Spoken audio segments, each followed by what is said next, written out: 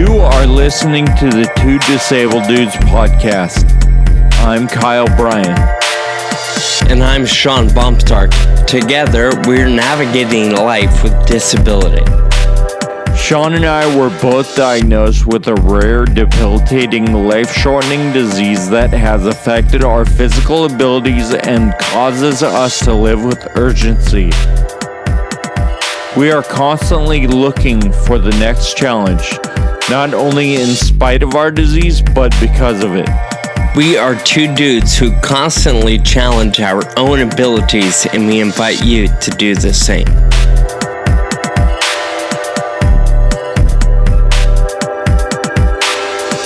Did you write it all? No, I didn't write. My gosh. I've been so lazy lately. My alarm went off and I laid in bed for half an hour and looked at my email and went on Twitter and stuff. Nice. I'm proud of you. And tried to think of all the stuff I had to do today. So, and then I went to the store and got some stuff for lunch and something for dinner too. So that's exciting. I don't have to go back to the store today. So it's good. That's good. Are you a go to the store every day kind of a guy?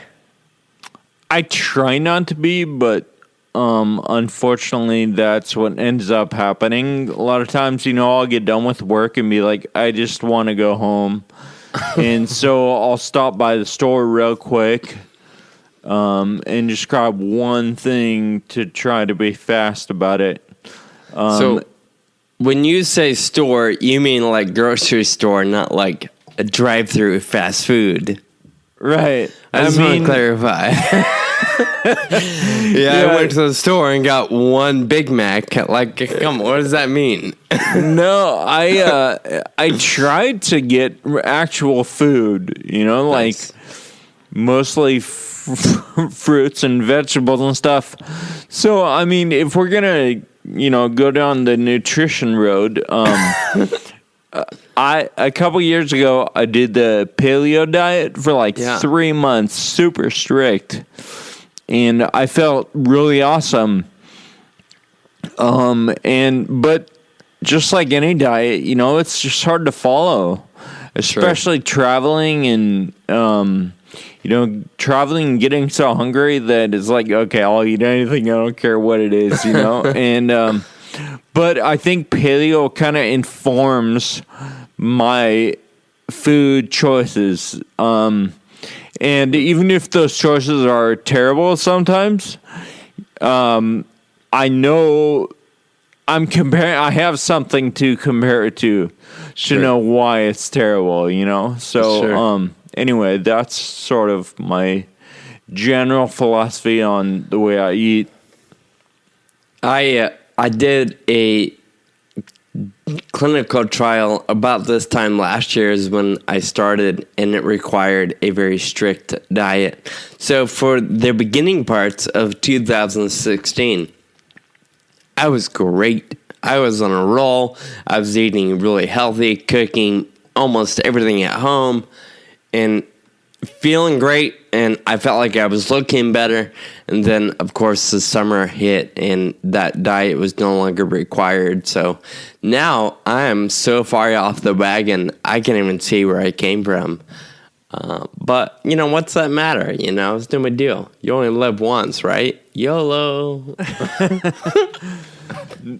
Well, that's a good point, but at the same time, I don't think it's worth it to really beat ourselves up. Sure. But I do think it's worth it to strive for something concrete and something we know is going to make us feel better, such as a consistent diet, Sure. So, yeah.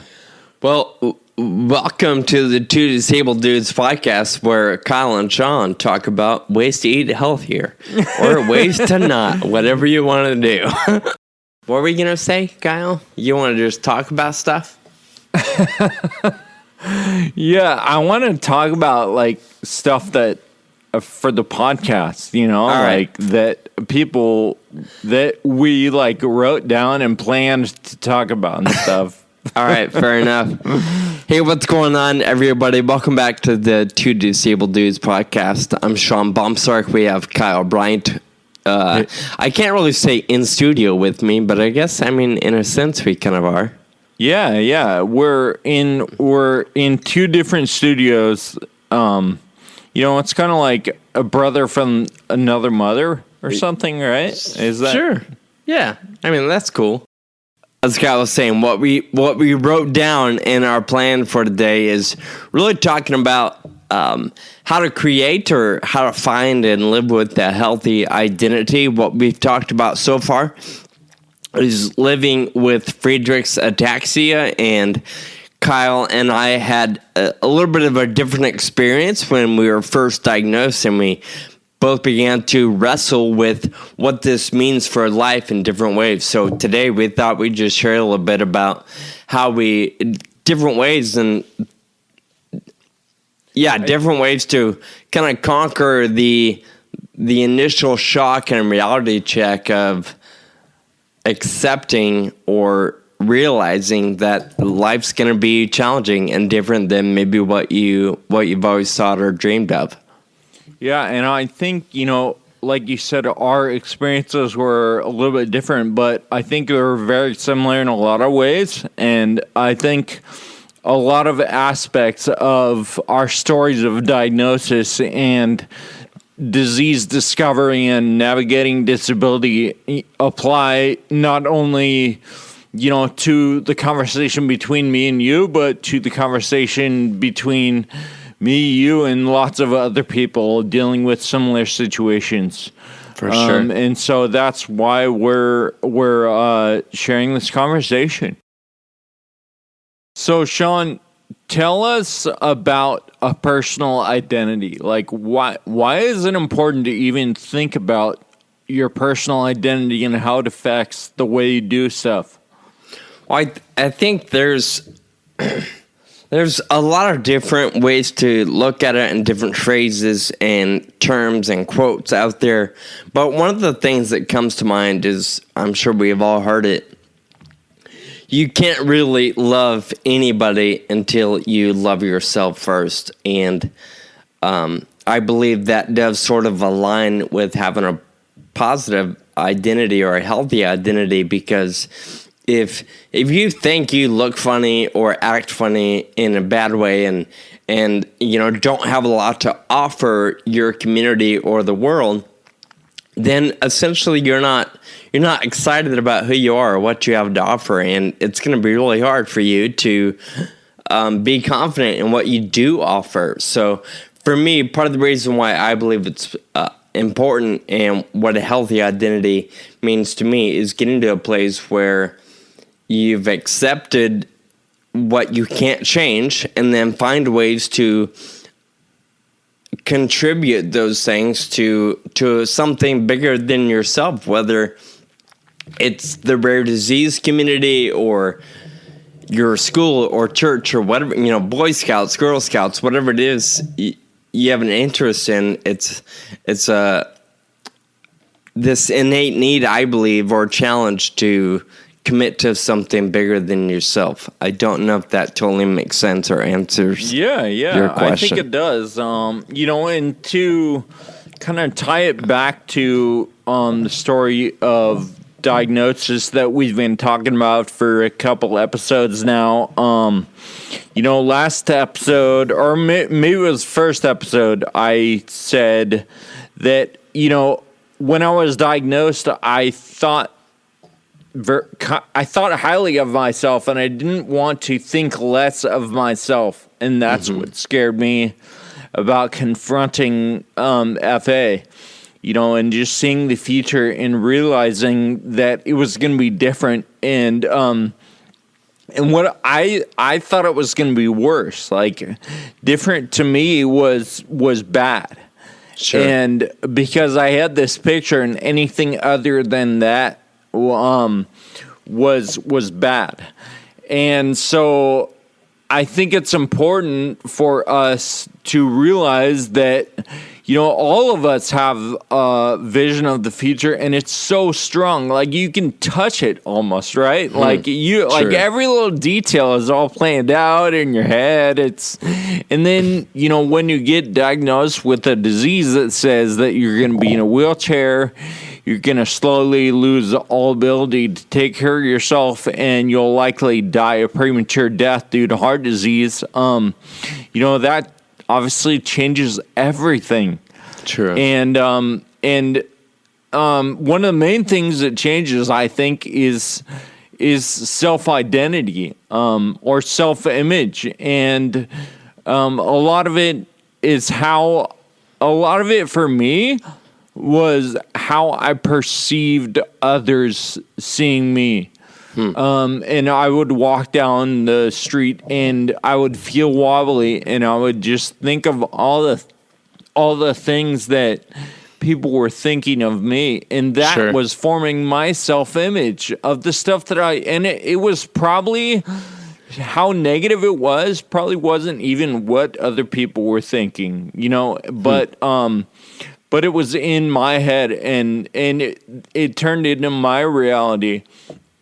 And that's really what scared me and what kept me from confronting this diagnosis for like 2 years before I was able to talk about it.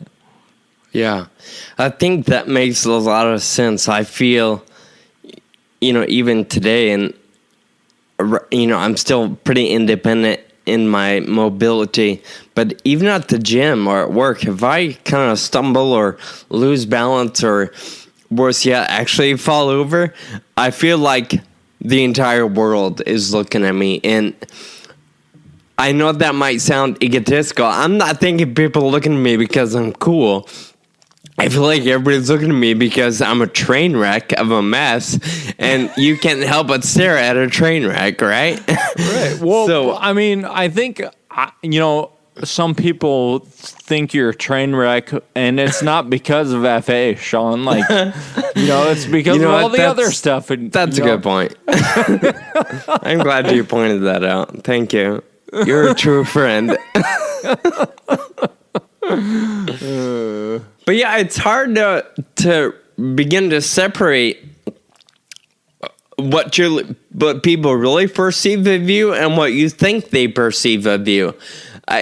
I'm sure we've all had a conversation at least once in our life where we think the conversation goes something like, "Oh, I thought you meant this," or "I thought you were thinking this," and then that other person is like, "What? No, that never even entered my mind. I was just doing it because it needed to be done," or whatever the conversation is. We've all kind of, I'm sure, had at least one conversation like that, and it's no different when you're dealing with a disease or a challenge or a physical disability. Like I was saying, it was all in my head, and it was only when I opened up and started talking about my disease and with other people, and not necessarily even talking about like, "Oh, how do you feel about it?"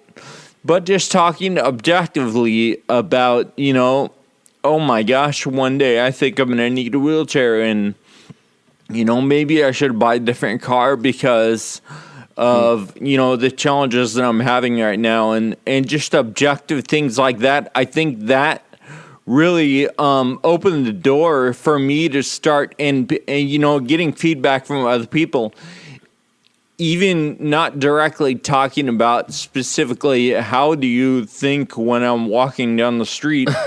It started to help me understand their thinking about my situation. And it helped me to understand that people aren't looking at me like I'm an idiot. They're looking at me like, you know what? I want to help. Like, is there something I can do to help? And everyone wants to help. That's what I've realized. And it's up to me. It's up to you. It's up to all of us to allow them to help in the way that they can. I certainly don't mean to derail the conversation, but I think you're wrong, Kyle. I think I think if we just look back an episode or two, not everyone wants to help. I don't know if you remember that cab driver, but he had no interest in helping you whatsoever. That's actually a good know if point. You remember that? Yeah. But no, I think overall you're right. For the most part, people want to help. They want to hold the door open for you, or they want to lift that heavy thing for you. In fact, I was just on a flight yesterday, and there was an older gentleman trying to get a suitcase overhead, and some random other passenger, not a flight attendant, was there and not buckled in yet, and she was like, "Oh, let me help." She stood up and helped him lift the suitcase up, and I was like, that's such... I think that's good nature. That's innate, our human nature, to just help somebody, and unfortunately, somebody like your cab driver has just had a rough life. Yeah. There are exceptions to the rule, but I think that by and large, the people that we come in contact with really want to do good, especially our friends and family, obviously.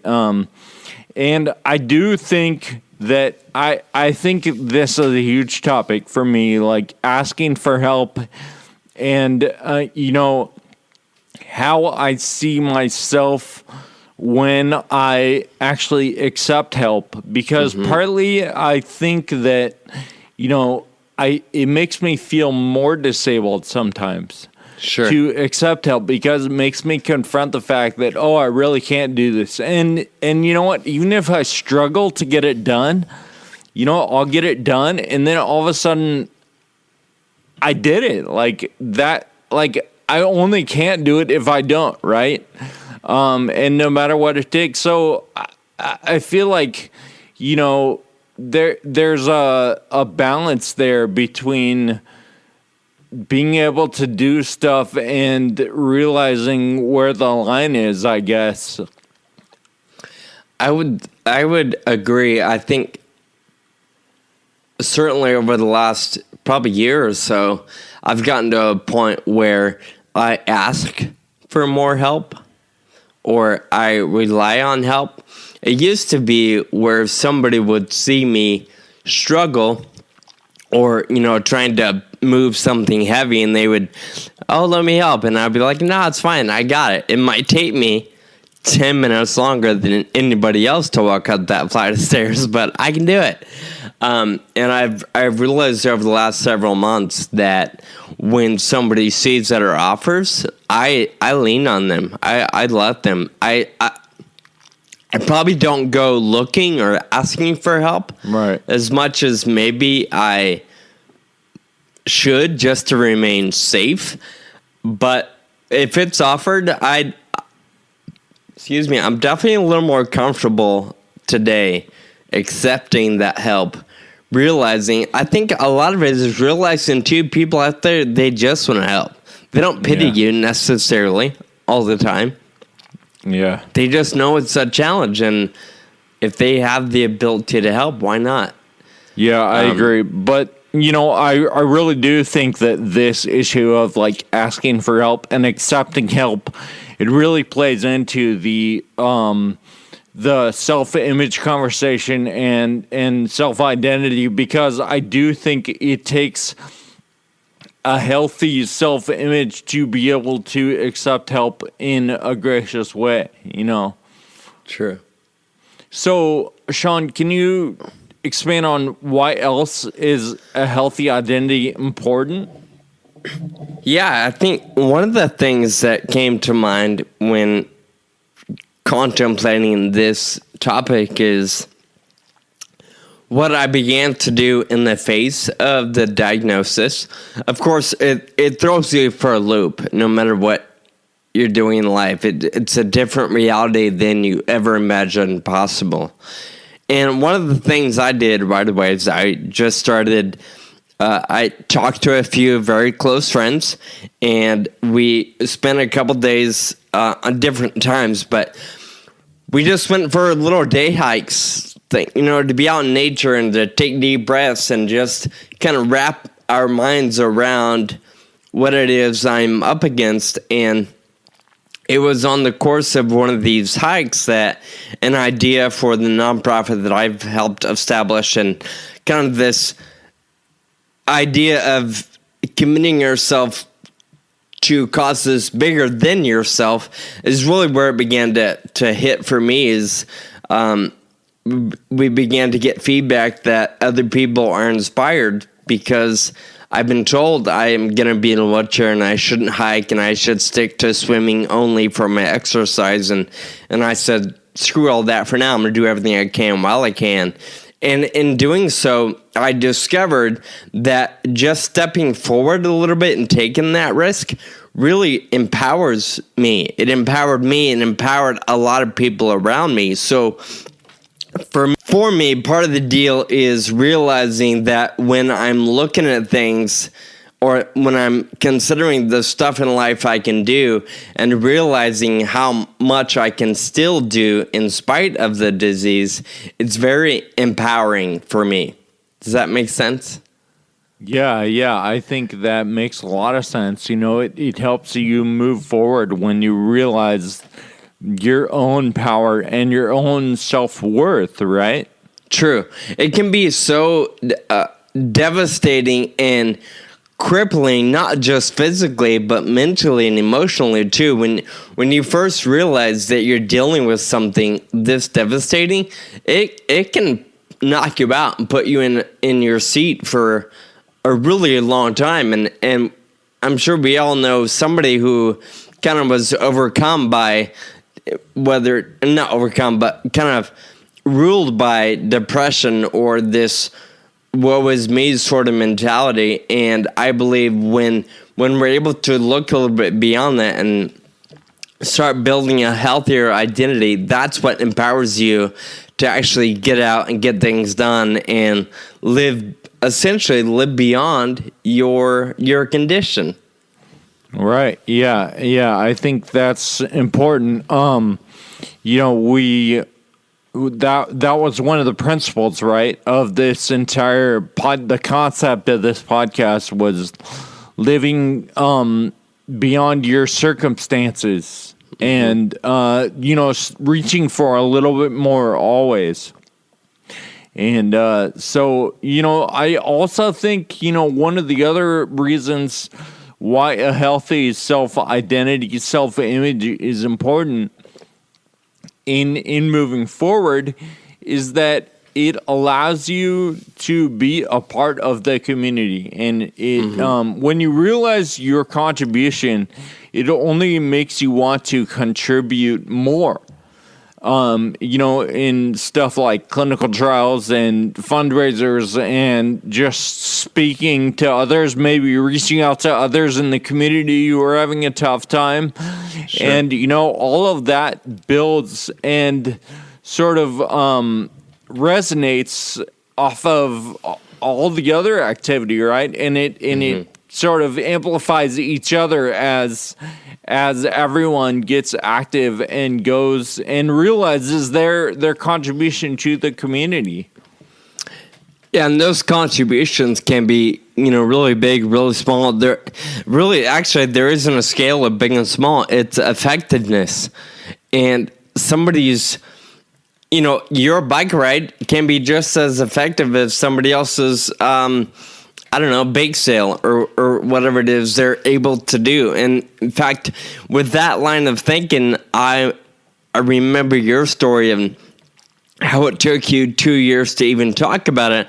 But as soon as you started to talk about it and work through your self-identity and your own self-worth, you began to take action and contribute on today what's become a pretty big scale. So I agree. I think it's a really big part of building that confidence in your own identity and self-worth, saying, okay, yeah, this little bit may be true, but what can I do in spite of that little bit of disability or that little bit of challenge or that little bit of whatever it may be? What can I do beyond those things? Yeah, and I think in contributions to the community, I see it as a puzzle. I've heard this so many times from different people.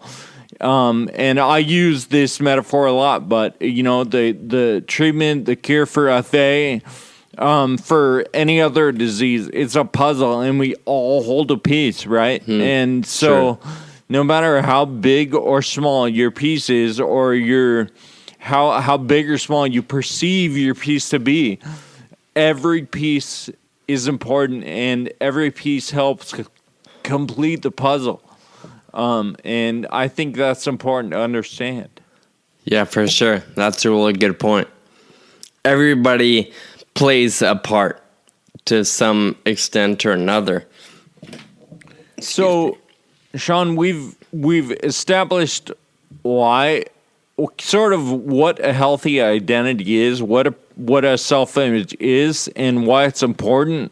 So, if there is a prescription, what are some of those things that we can do to, or maybe even just think about to help improve our self-image? Sure. I spend a little bit of time online and watching different TED videos, and, I enjoy reading a lot of different, I don't want to say self-help, but development type books. And one of the things that I think about when preparing for this conversation is this idea that a healthy state of mind or identity is necessary in order to rule our disability or rule our challenge instead of it ruling you. So sort of a mantra of sorts, in not an exact quote, but I want to rule my life, and that includes my disability. I don't want it to rule what I do. In fact, I had a friend, I was talking over text, and I was out of town, and he was like, "Oh, what are you doing?" And I'm like, "Oh, I'm just going to relax in my hotel." And he's like, "Why don't you get out and go walk around and go check out the city?" And I'm like, "Yeah, it's hard for me to walk."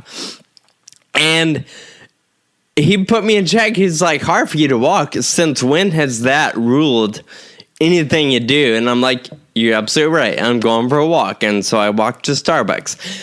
Anyway, for me... How far was that, Sean? Don't worry about it, okay? It doesn't matter.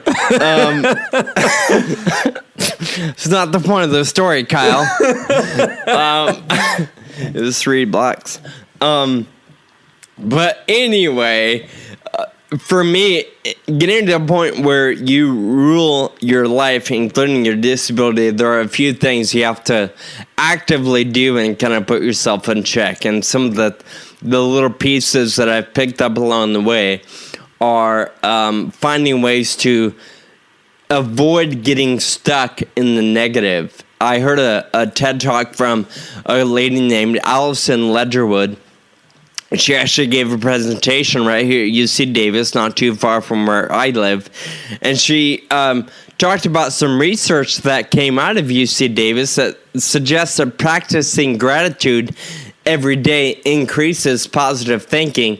And the reason why that's necessary is she and a bunch of other psychologists have said that innately, we are wired as humans to focus on the negative. That's kind of where our mind tends to go. That's the natural path that we take. And so in order to kind of correct course that, we have to practice being thankful, practice our gratitude every day in order to improve positive thinking. So for me, with that, I never spend my days thinking about the stairs I can't climb, or the drinks I can't carry across the room, or the things I can't do. Instead, I focus on the things I can do, and I express gratitude in different ways beyond that. So I don't know if I'm touching on your question, but I think one of the big things we have to do every single day, or at least on a regular basis, is think about the good things in life and to be thankful for those things, whether it's 1, 2, 3, or 3 million things. Expressing and feeling that sort of gratitude will increasingly over time improve or increase our positive thinking, which is, I think, probably step 1 for having a healthier identity. If you focus on the negative all the time, how are you gonna love yourself? How are you gonna get over the garbage that you had to put up with simply because of a disease or a challenge? Yeah. I was actually listening to the TED Radio Hour this morning, and there was a guy that was on there talking about depression and his battle with depression, and he's written a bunch of books, and it was a really, really cool talk. But, he talked about specifically when he's feeling terrible about his writing and thinking that he's a terrible writer, he'll go back and read something that he's written that he really likes. And that will help disrupt the thought of the negative thought, right, that you're talking about, and it'll help him focus on the positive and say, oh, I really am a decent writer. I actually kind of like what I wrote before. Maybe I can do that again. And I think that's a really good example of focusing on the positive. I think too, taking that sort of action is a really good first step. If as soon as he starts thinking I'm a terrible writer, he knows where that probably could take him if he focuses on that and stays on that for too long. So instead, he probably, of course, I don't know him, but I'm willing to bet as soon as he starts thinking, shoot, I'm terrible at this, he probably takes that step to look back at things he likes pretty quickly. Otherwise, the next thing you know, you've been sitting in this lake of depression for weeks and weeks and weeks, if not longer, and it's really hard to come out of those things. So I believe that's an important point to make and a good thing to consider. When you start feeling yourself being overridden with self-loathing or whatever it may be, you have those one or two things you do on a regular basis to help yourself not fall too far down that hole. Whether it's calling a friend or reading something you wrote that you like, or watching a TED video, or listening to our podcast, or whatever it is your favorite podcast may be. It's actually taking action. It's not letting those things rule you or rule the steps you take to overcome. Right. And another thought I had with what you said was, it's about not letting our disease rule our lives. And on this podcast, obviously, it's called Two Disabled Dudes. That's the specific challenge that we talk about a lot, but I think that relates to every challenge we have in our life, whether it relates to our disease or not. There's other challenges, obviously, that you and I face all the time, right? Sure. And there's multiple challenges that everyone faces every day in our lives. So I think it's important to keep it in perspective, especially when we're talking specifically about our disability. A lot of times, it's not just that, and not letting something rule your life. And that it's you, like there's all these factors, but then there's a person, and seeing that and realizing that beyond all these other factors that contribute to what you think is you sometimes, or what you perceive is you sometimes, is your disease or your circumstances, or all this negative stuff that could be. But then when you look past that and just see it all objectively as factors that are in your life, and it's not who you are, maybe that thought is a little too far-reaching. But I think it's important to kind of keep it in perspective. Yeah, absolutely, that's true. Another thought that I had on this particular topic, again, watching another TEDx, this guy named Sean Stevenson, he said something in his presentation that really stuck out to me. And I've heard it before in different iterations and different walks of life, but the way he put it is never believe predictions that do not empower you.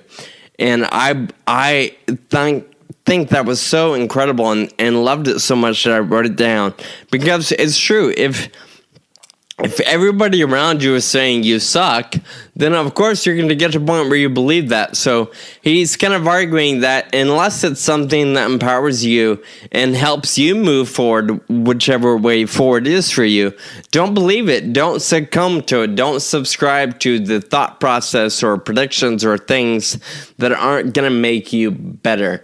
And we don't have to spend a lot of time on that, but I really like that one little line he said. Yeah, we're gonna make mistakes. There will be challenges, whether it's disease related or not. But don't let the predictions of those things cause you to give up your ruling of life, I suppose. Yeah, I agree. You know, it's all about like whatever it's a self-fulfilling prophecy, right? If you believe those things, they really are going to come true, the negative things. So I think that's really true. I like it. You know, it kind of reminds me of the story you shared not so long ago about Christopher Reeves. Yeah. You know, and after his accident, a paraplegic could barely move his finger. Actually, for a long time, couldn't move a finger. And he still accomplished so much in the time after the accident. He could have easily been like, I'm done. I guess I'm just going to sit here and wait. And probably nobody would have blamed him. Everybody, you know, he's paraplegic. It's fine. Right. Go ahead and relax for a little bit. But he said, no, that's not who I am. I'm bigger than this. I'm better than this. And I can still do some things. And to me, that's very empowering and encouraging, especially when you look at his story. Yeah, and, you know, that brings up the fact that you are not your circumstance. Like, you know, Christopher Reeve, physically, after his accident, he was a shell of the, you know, the body that he was before. But that is not who he is. He is not his body. And I think that was something he probably realized. Well, yeah, I mean, shoot, his book is called Still Me. And so, you know, he realized that I am still me no matter what my body looks like or feels like. And I'm going to use my personality and the way I affect other people and use that to my advantage and do good work with it. That's true. Really good point. I think it probably, unless you spark some other interest or, spark some other thought, probably one of the things I have just to wrap up my end of the conversation, this gentleman I listened to on TEDx, Sean Stevenson, he also said, you are not your condition. And I believe that so much. And I believe that from the day I was diagnosed and even watching my dad fight cancer and all the different people I've met over the years fighting disability, whether it's Friedreich's ataxia or something else, we really are not our disease. We're not our condition. We aren't defined by those things. Sure, they're a part of life, but that doesn't mean I still can't contribute something on a greater level. So, I'm thankful for this conversation, that mentality, because it reminds me that even though I struggle with stairs or struggle to run, in fact, I can't really run now, and I'm in the middle of transitioning probably from an upright bike to either not riding or some other style of bike. And I don't have to be defined by those things. My condition isn't Sean. All right. So for whatever that's worth, that's kind of where I land. You know, my overall thought for this conversation, especially when considering FA and diagnosis and vision for the future that is completely different, and well, a vision that gets totally crushed when you get diagnosed. I think that it relates to every situation. We all have this vivid vision of what our life should be, and it's worth realizing that life is going to be different than you imagined. I think that almost anyone can say that. And it's not going to be worse. It's just going to be different. There is no right way to proceed through life. There's no path. We're all just blazing a trail, right? There is no determined. Nothing is given. Nothing is determined day to day, and we're all just kind of figuring it out as we go. When I was young, I thought my parents, and maybe a lot of us think this, I thought my parents knew everything there was to know, and they would make everything okay, and they did for, by and large. I had a really great childhood, but the older I get, the more I realize, because, I have a healthy exchange between me and my parents, and we have more of a friendship now. But I realized that, they're just figuring it out as they go, too. Sure. And we're all just figuring it out as we go. And so I don't think a vision of the future is a bad thing. I just think you have to realize that it's not going to be 100% accurate, and you've got to be prepared for that fact. That's a really good point. I love the way you put that. In fact, having a vision for the future is probably a really good thing. And a lot of people would tell you, you've got to have some sort of vision to know where you want to go and what you want to do and who you want to become. But realizing that vision might need some adjustments and alterations along the way is fine. There's nothing wrong with that. Just be prepared be flexible and allow room for a different approach or for a different way on that trail that you're blazing. So I really like that, and I'm glad you said that, Kyle. Yeah, and, I think that principle specifically relates to a progressive disease, like FA, because we're constantly losing abilities. I'm much less physically able than I was when I was 17, when I was diagnosed. And I have to be prepared for the fact that a lot of things are going to continue changing, and you have to be prepared for the fact that a lot of things are going to be changing throughout your life. And I think that applies to a lot of situations, not just a rare disease, but, a lot of just changes that happen in life, and things happen, True. All right. Well, cool. I like that one. Thank you for the conversation. And, of course, thank you to our listeners for tuning in to episode 002. Awesome. Thanks a lot, Sean. I'll talk to you soon. All right, man. Have a great day. Thank you for listening to the Two Disabled Dudes podcast. To find this episode and links to some of the stuff we talked about today, find us online at twodisableddudes.com or subscribe on iTunes. We'd like to hear from you and feature your feedback and questions on future podcasts. Be sure to visit us at twodisableddudes.com to find our contact info and connect on social media. Special thanks to our audio producer, Jake Tompkins, who also composed the music. We'll share a new podcast every other week. We hope you'll listen and share it with a friend. Until next time, keep living with urgency.